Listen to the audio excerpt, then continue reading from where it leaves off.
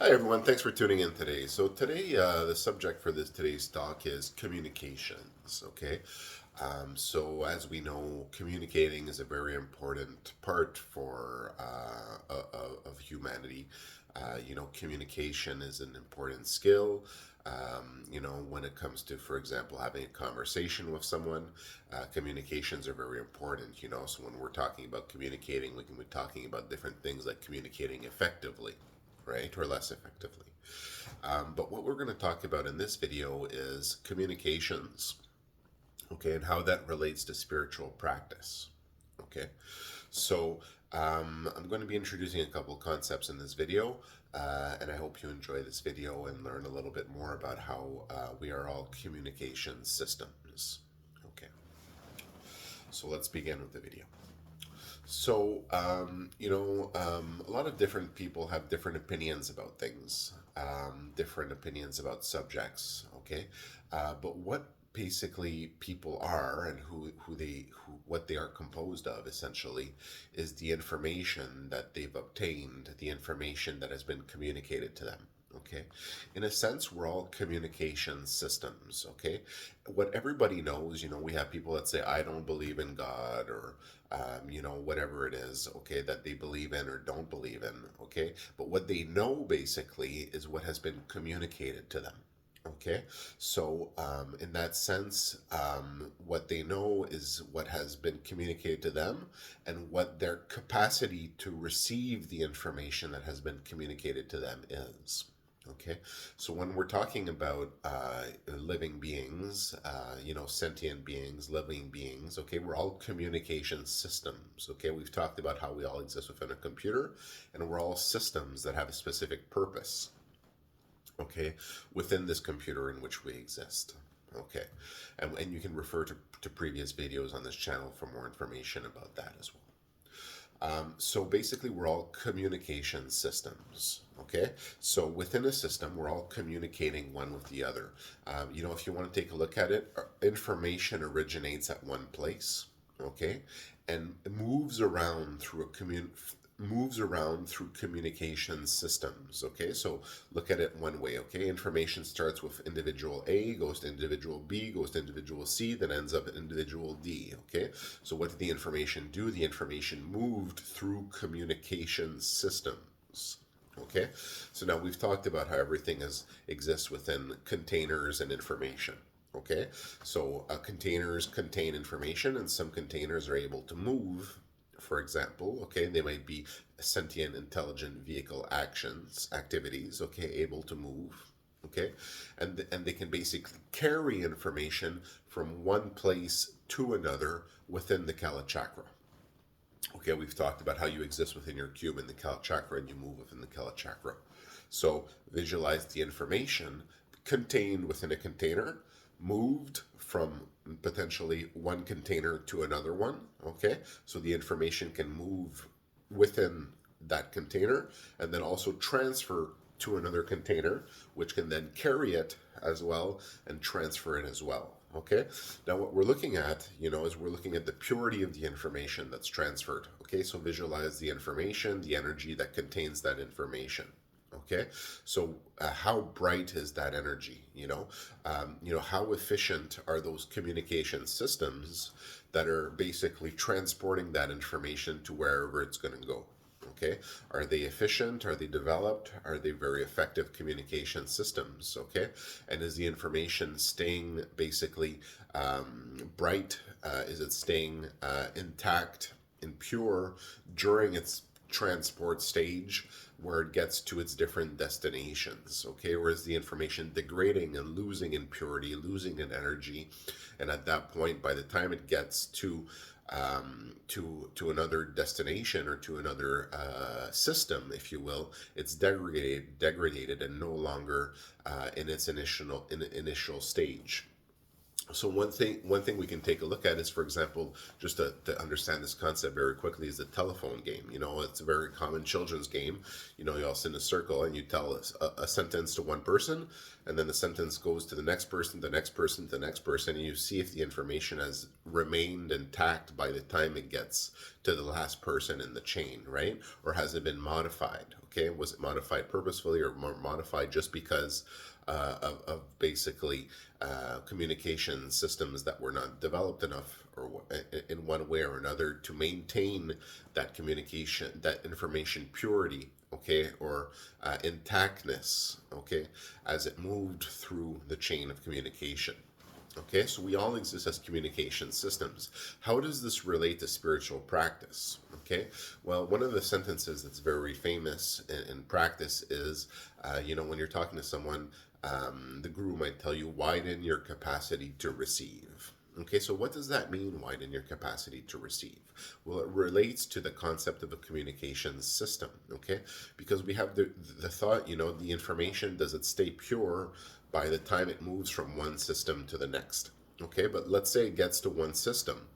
What is the capacity of that system to also absorb or basically take in that information? Okay, what is the capacity to receive also? And also, we've talked on this channel about the center line, the practice of the center line, the practice of being conscious of the information that you receive, and the conscious of the impact that it has upon you, right? About that information itself. So, apart from that, being conscious of the impact, so letting it impact on you or not letting impact on you, what is your capacity to let it impact on you? Right? What is your capacity to receive that information? Right? So now we're looking at essentially the dimension of the development as a spiritual being. So I've talked as a spiritual being, we exist on many different lokas. We're multi-level. We exist at different levels of lokas, right? Interconnecting lokas that exist simultaneously. We have lokas in embodiment, lokas without embodiment, right? Where we exist as systems, and ones where we have bodies as well. What is your development personally as a spiritual being? So we've talked about how, in the loka that I refer to as the fairy kingdom, which is an energy loka where we exist, right? How much have you grown? Have you grown to be a Shri, for example, a towering being, a huge being, with more of a capacity to receive? Have you developed yourself spiritually and developed your capacity to receive information and different types of information? Okay, so now we have that first component, the purity of the information. Okay, so we have basically, was the information properly maintained during that communication cycle? Okay, to communicate, one system communicating to the next, and also what is the capacity of receiving that information from every system that basically had that information during that communication chain? Okay, so basically you can see that we are communication beings, communication systems. Okay, now let's bring this to a new concept. Okay, now we're talking about spiritual practice, and we see how communications and developing ourselves spiritually is developing as a communication system. Okay, so basically, we're all communication systems. Okay, and what we develop, right, when we develop spiritually, when we practice spiritual practice, is we develop as communication systems. Okay, so we develop our ability to communicate better. Okay, and what we're talking about when we're talking about, for example, developing as a spiritual being, you might hear things, for example, a spiritual being might get certain insights, okay, into creation, or might have more information about certain things, will eventually become enlightened, and basically at the time of enlightenment, learn about all their past lifetimes, see the future. And what you're basically doing is you're learning to communicate better with the system around you. Okay, and that can even mean merging with the system, right? To merge with the system, you need to understand how to communicate with it, right? So we talk about enlightenment, right? We talk about merging with the divine. Okay, so we need to develop as communication systems to better be able to communicate with the systems around us, right? And it's through that capacity of developing our communication abilities, developing as communication systems, that we realize that what it means to develop as a spiritual being is to develop as a communications system within the computer in which we exist. So as we develop as a spiritual being, we increase our ability to communicate effectively. Okay? And what communicating effectively means is we learn to essentially obtain information from the Akashic records. Okay? The Akashic records are open to those in spiritual practice. Okay? And what those are is information, right? Records of memory of the system and the story, which propel us forward in our practice, right? So basically, information that helps develop us and that we obtain by learning to communicate with that information, to communicate with those systems, right? So we learn to merge, in a sense, with our communication ability with those systems of the Akashic records to essentially download information more effectively. Okay, and basically, and so once again, as we develop as a communication system, we widen our capacity to receive. And what are we widening our capacity to receive? The information that comes from God, from the system, the download that I've talked about on previous videos as well.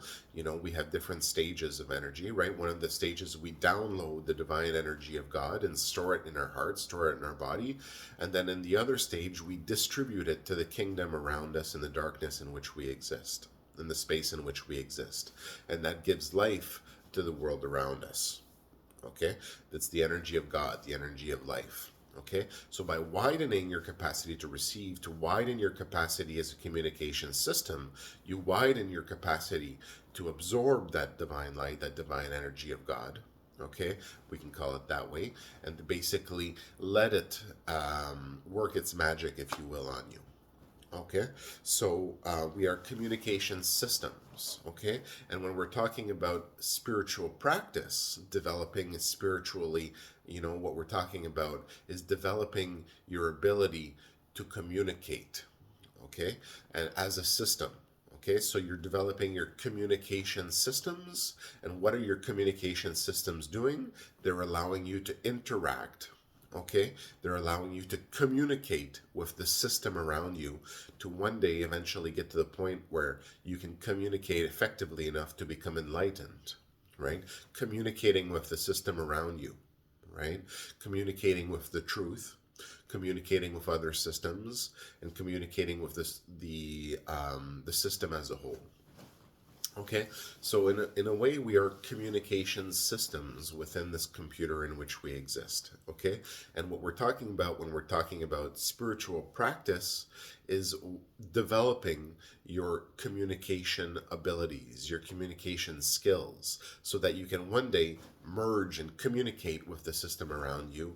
We talk about, for example, yogis having intuitive knowledge, right? Communicating with the source of that knowledge and increasing your ability to receive that information by developing yourself and your communication abilities so that you increase your capacity to receive.